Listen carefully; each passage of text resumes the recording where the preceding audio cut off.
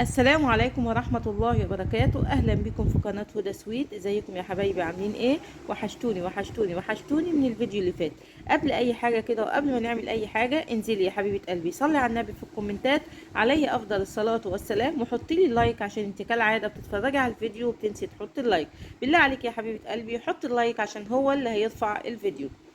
اول حاجه معانا تورته في الصينيه الوسط المستطيله، عملناها 500 جرام دقيق سبونج، وخمس بيضات لو البيض كبير، وست بيضات لو البيض صغير، وعليهم نص كوبايه ميه ومعلقه محسن جل صغيره، وهنضربه في العجان لحد ما يدينا قوام زي قوام الكريم شانتيه.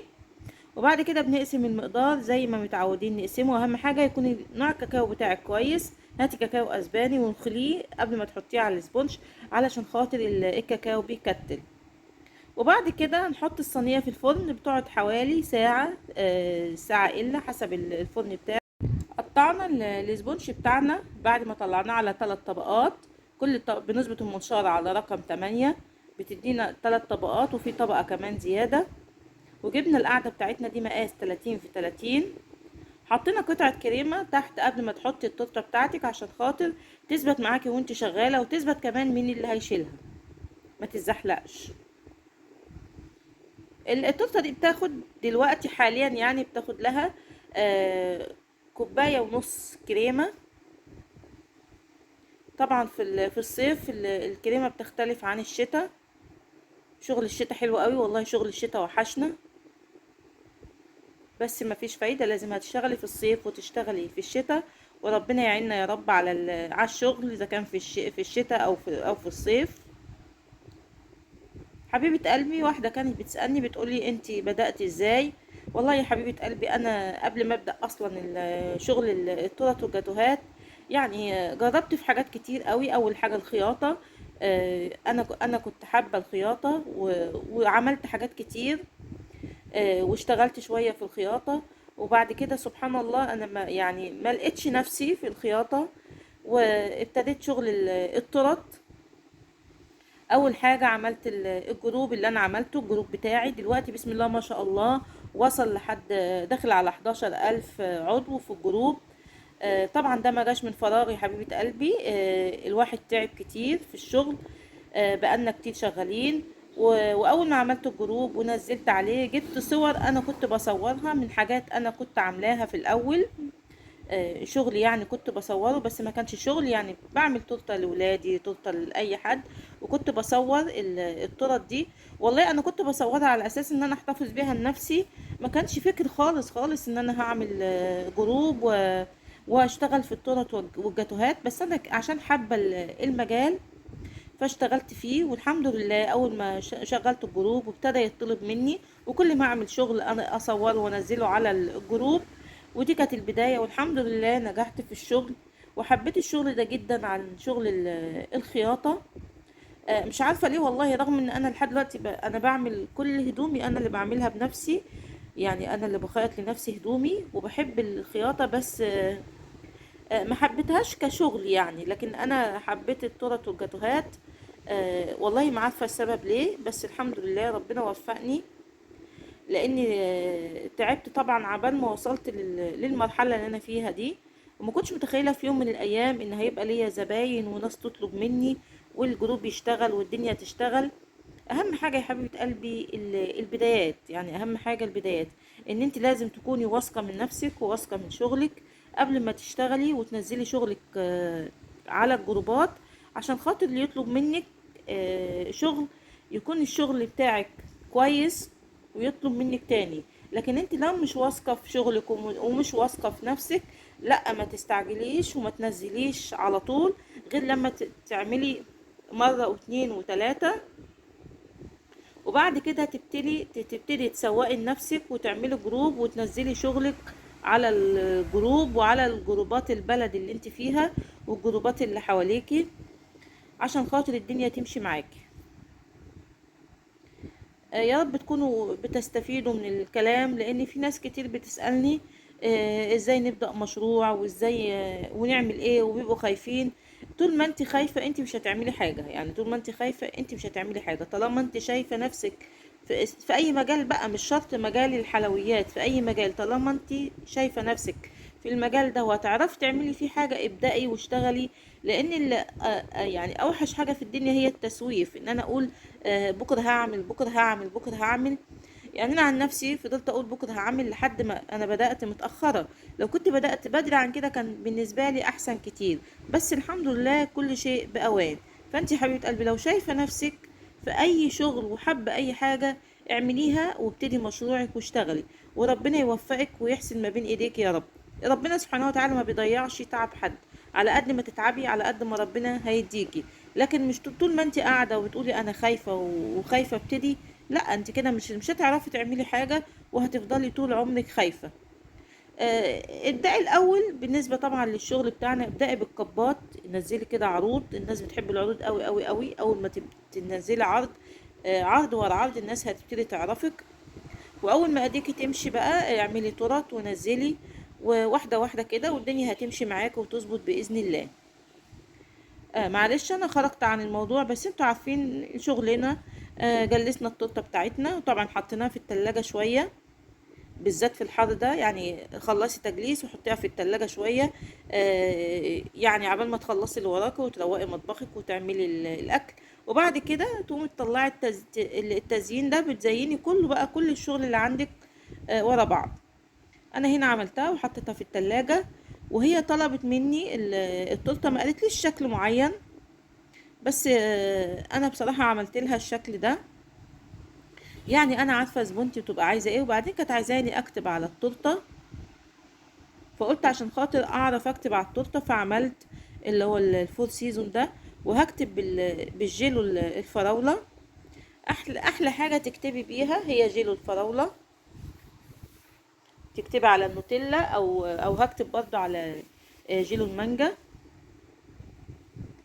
حاولي طبعا يكون خطك حلو، وتحسني خطك كده في الكتابة. لو مش خطك حلو، في اللي هي المولدات السيليكون دي، بس في ناس بتطلب ان احنا نكتب كلام بالعربي، وده طبعا لازم تكتبيه بخطك. كتبنا كده الكلام اللي هي عايزاه.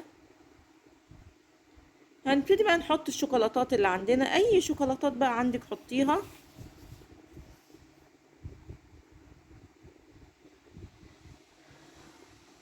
ده مولد سيليكون اللي هو بتاع الشوكة والسكينة والمعلقة. كنت عاملة فيه كده شوكولاتة، وحطيت 2 كون زي ما انتوا شايفين. التزيين ده بتاعك انتي، ابدعي واعملي اللي انتي عايزاه. اهم حاجة ما تحاوليش تقلدي حد بالظبط، لازم يكون لك التاتش بتاعك اللي انتي تعمليه. يعني سبحان الله، انا من بداياتي انا ما كنتش بحب اقلد حد. كنت بعمل شغلي واللي انا شايفاه، والحمد لله الواحد نجح في شغله. ربنا يوفقكم يا رب. واهم حاجة ما تستعجليش، لازم يكون عندك صبر. اي شغل في الدنيا واي حاجة في الدنيا محتاجة صبر. زي شغل اليوتيوب بتاعنا دوت، يعني الواحد كان متخيل غير كده خالص. كنت متخيل ان هو اول ما الدنيا تشتغل يعني والقناة هتجيب فلوس. بالعكس خالص. لا، الموضوع طلع صعب قوي، وبياخد وقت طويل، ولازم يبقى عندك صبر. يعني الشغل اللي احنا شغالين ده كله يعتبر لسه ما فيش فلوس، ولسه قدامنا وقت كتير جدا عبال ما القناة دي تشتغل وتجيب فلوس. فاهم حاجة يكون عندنا صبر، والحمد لله الواحد على قد ما بيقدر. وادعولي كده ان انا مزهقش وربنا يطول بالي شوية، لان التصوير صعب بالذات في الصيف اللي احنا فيه ده. التصوير صعب ومتعب قوي، والشغل كله صعب في الحر. ربنا يعيننا ويقوينا. ودعمكم ودعواتكم ليا يا حبايب قلبي، ربنا ما يحرمنيش منكم ابدا يا رب. التورته التانية معانا مقاس 22، بنعملها ب 350 جرام دي سبونج، واربع بيضات ونص وتلت كوباية مية، ومعلقة صغيرة محسن جل. ونضربهم في العجان، وبعد كده نحطهم في الصينية، ونقسم السبونج 2 زي ما متعودين نعمل. نحط على جزء كاكاو والجزء التاني بنخليه ابيض. طبعا انا يوم ما بشغل الفرن انا بعمل كميه سبونج، يعني بعمل كميه حلوه، وبالذات اللي هو المقاس ال 22 ده لانه بيطلب مني كتير جدا. فبقوم عامله كميه كويسه طالما شغلت الفرن. مش هشغل الفرن على صينيه واحده، لا، لو انت عندك شغل وبتشتغلي اعملي كذا صينيه وحطيها في الفرن، عشان خاطر الغاز طبعا بقى غالي دلوقتي. وطالما كده كده شغلت الفرن يبقى اعملي كذا كذا سبونشي، يعني يفضل معاك في التلاجة ما بيجرالوش اي حاجة. المهم تحطيها في كيس وتقفلي عليها الكيس كويس. لكن لو انت ما بيطلبش منك شغل كتير، لا اعملي اللي مطلوب منك وخلاص، لحد ما ربنا يكرمك ان شاء الله باذن الله، والدنيا توسع معاكي ويطلب منك شغل كتير. كلنا في الاول برضو ما كانش بيطلب مننا شغل، وبنقعد بالاسبوع والاتنين ما فيش شغل بيطلب مننا. لكن واحده واحده هتتعرفي والدنيا هتمشي معاكي، وان شاء الله باذن الله يعني الناس تعرفك ويطلبوا منك شغل. طبعا احنا جلسنا التورته بتاعتنا واديناها كده طبقه بيضه خفيفه، وحطيناها في التلاجة شويه. التورته دي عملناها مع بعض كتير، بس انا بعمل اللي بيطلب مني، اللي الزبون بيطلبه. حطينا في نصها تحت كده كريمه بيضه، حطيناها في كيس وحطيناها وحطينا حوالين التورته كده، والنص التاني فوشيا. الكريمه البيضه حطينا عليها لون فوشيا لحد ما ادانا الدرجه دي. هي جابت لي الصوره من على الجروب وقالت لي عايزاها. بالاسباتولا كده بساوي الكريمه بتاعتي، والجزء اللي عايز كريمه بحط له. وفي الاخر هجيب الاسباتولا واعمل اللي هو الزجزاج. انا كنت بعمله بالسكرابر، بس بصراحه لما عملته بالاسباتولا ظبط معايا اكتر وبقى احسن. دلوقتي هنشوف. اساوي بس بالسكرابر كده. كنت انا بعمل بقى الخطوه اللي جايه دي بالسكرابر، بس بصراحه لما عملته بالاسباتولا ظبط معايا اكتر كتير وبقى احسن. انت جربي بده وده، واللي هيظبط معاكي اشتغلي بيه. والموجة اللي احنا بنعملها فوق دي عملناها، واحطها برضو في التلاجة شوية عبال ما اقص الفراشات بتاعتي. وهنا كتبت عليها، تقلت اللون شوية الفوشيا وكتبت. معلش المقطع ده انا معرفش راح فين، التليفون تقريبا ما صوروش. ربنا يهديلي التليفون بتاعي ده والله، عشان مغلبني جدا اليومين دول، وعدم ان انا ما بنزلش فيديوهات كتير التليفون بتاعي. ان شاء الله باذن الله ربنا يكرمني واجيب واحد. كتبت كده على التورته بتاعتي وحطيت الفراشات. شكلها حلو قوي التورته دي. هنرش بقى شويه سبرينكل عاملاه كده بالدست اللؤلؤي، وهنحط كام واحده كريسب كده. في حته كده عملت من ايدي ورحت عاملاها بالسباتول على طول.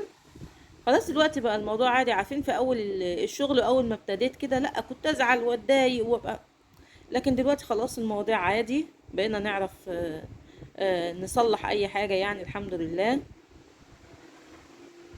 دي كده اخر تورته معانا. عاملين ايه يا حبايب قلبي في الحر ده، وعاملين ايه في الشغل؟ ربنا يحسن ما بين ايديكم ويرزقكم ويرزقنا يا رب.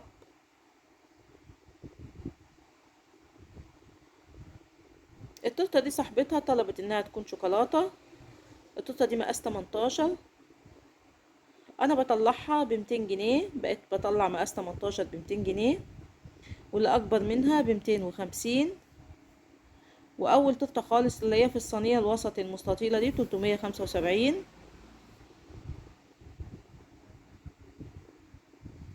بس هو بصراحة الشغل في الصيف اللي بيكلف اكتر من الشتاء، يعني الكريمة بتسيح وبتستخدمي كريمة اكتر، فالمفروض ان احنا نزود اسعارنا في الصيف. بس بصراحة انا ما يعني ما ببقاش عايزة ازود الاسعار واحمل الناس فوق طاقتها يعني، فربنا يعيننا يا رب. دي كده شوكولاتة انا كنت عاملاها في ورق ترانسفير، هي بتبقى مدورة وانا قسمتها كده بالنص. المفروض صراحة احط اوريو، بس انا ما كانش عندي بسكوت اوريو، فلازم طبعا اتصرف. فعملت الشوكولاتة دي وكان شكلها حلو برضو في الاخر. دي شوكولاتة يعني احسن كمان من الاوريو. والحمد لله عجبت صاحبة التورته قوي.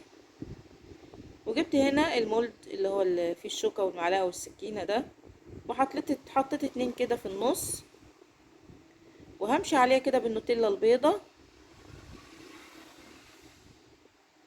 وكانت طالبة مني ان انا اكتب اسم صاحب العيد ميلاد على شوكولاتة واحطها في جنب التورته. وبصراحة كان شكلها حلو قوي، والتورته كانت عالية وجميلة. كده خلاص التورته بتاعتنا خلصت، واوردراتنا النهارده خلصت، والشغل كله خلص. ودي كده الاوردرات بتاعتنا النهارده. قولوا لي ايه رايكم يا حبايب قلبي في الكومنتات، ولو عايزين اي حاجه اكتبوا لي في الكومنتات وانا برد على الكومنتات كلها. وان شاء الله نتقابل مع بعض في فيديو جديد. والله بتوحشوني من الفيديو للفيديو. مع الف سلامه.